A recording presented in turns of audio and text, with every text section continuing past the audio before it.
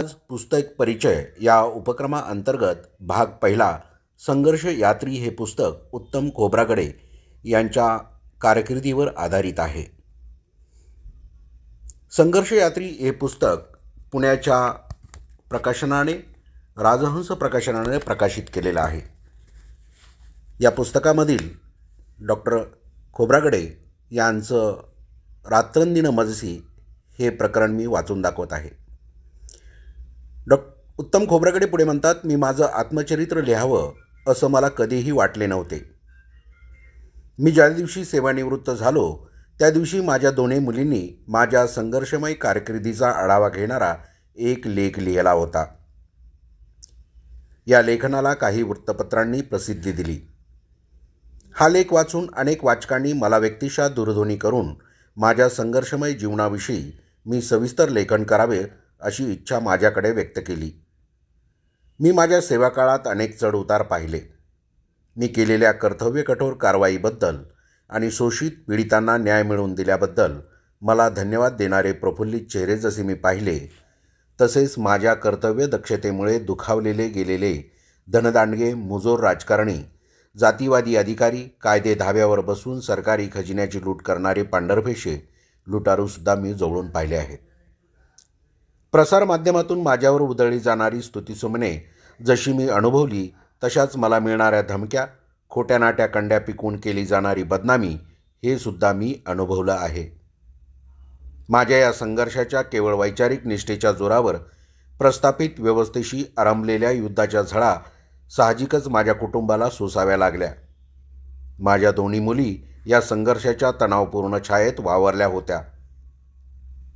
गरिबांना, शोषित पीडितांना न्याय मिळवून देताना करावा लागणारा संघर्ष, त्रास, कायद्याची कठोर अंमलबजावणी करण्यासाठी लागणारा निश्चय आणि निग्रहावर ठाम राहिल्यामुळे विविध स्तरावरून येणारा दबाव आणि त्यातून निर्माण होणारी तगमग हे सर्व माझ्या मुलींनी अगदी जवळून अनुभवलं होतं।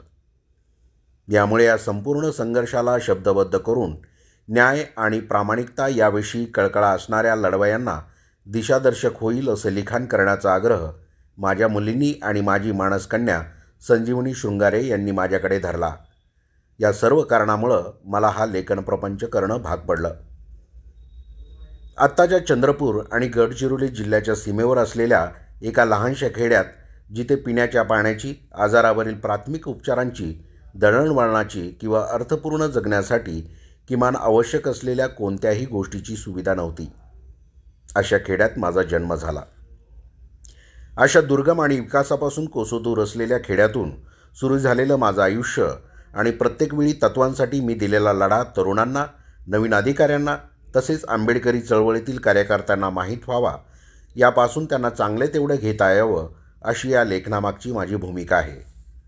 माझे आयुष्य आणि माझा संघर्ष याचं मुख्य अधिष्ठान डॉक्टर भारतरत्न बाबासाहेब आंबेडकर विचार हेच आहेत। या विचाराशी प्रतारणा न करता सनदी अधिकारी पदावरील प्रशासकीय सेवा बजावताना मला प्रस्थापिताकडून बराच त्रास सहन करावा लागला। तरीही विचारावरील निष्ठा आणि कर्तव्याची जाणीव या दोहोंचा समतोल साधत समाजातील प्रत्येक घटकाला, गरिबांना, दलितांना, शोषित वंचितांना न्याय देण्याचा मी प्रामाणिक प्रयत्न केला। माझ्या कर्तव्यनिष्ठेची पावती म्हणून विविध समाज घटकांमधील विवेकी लोकांकडून मला भरपूर प्रेम मिळालं। विशेषतः बौद्ध आंबेडकरवादी जनतेनं मला भरभरून प्रेम दिलं। नोकरीच्या काळात अनेक महत्त्वाच्या जबाबदाऱ्या पार पाडत असताना काही कठोर निर्णय घ्यावे लागले। प्रसंगी काही समाज घटकांचा रोषही ओढून घ्यावा लागला। अशा कठीण प्रसंगात माझ्या कायदेशीर निर्णयांची पाठराखण करणाऱ्या नेत्यामध्ये दिवंगत विलासराव देशमुखांचा मला आवर्जून उल्लेख करावासा वाटतो। त्यांच्यासारख्या कुशल प्रशासकांकडून मला वेळोवेळी मार्गदर्शन व प्रोत्साहन लाभले। त्यांच्यामुळे मला जनतेच्या हिताचे बरेच निर्णय घेऊन त्याची अंमलबजावणी करता आली। आर्थिकदृष्ट्या अडचणीत सापडलेल्या म्हाडाला सक्षम करणं किंवा कामगारांच्या हितसंबंधांना ठोकर मारून केवळ स्वतःचा स्वार्थ साधू पाहणाऱ्या तथाकथित कामगार नेत्यांचं पितळ उघडं करणं हे आवश्यक होतं।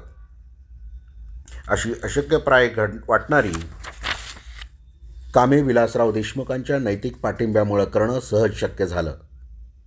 आपण प्रामाणिकपणे शोषित पीडितांसाठी काम केलं, समाज ऋणाची जाणीव ठेवत सामाजिक उत्तरदायित्व निभावलं तर समाज आपल्याला डोक्यावर घेतो, हे मी स्वतः अनुभवलं आहे।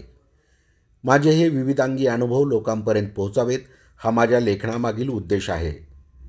माझे आत्मचरित्रपर लेखन प्रसिद्ध व्हावे याकरता माझी मानसकन्या संजीवने हिने जे परिश्रम घेतले त्याला तोड नाही आणि केवळ तिच्या धडपडीमुळे हे आत्मचरित्र जनतेपर्यंत पोचू शकलं.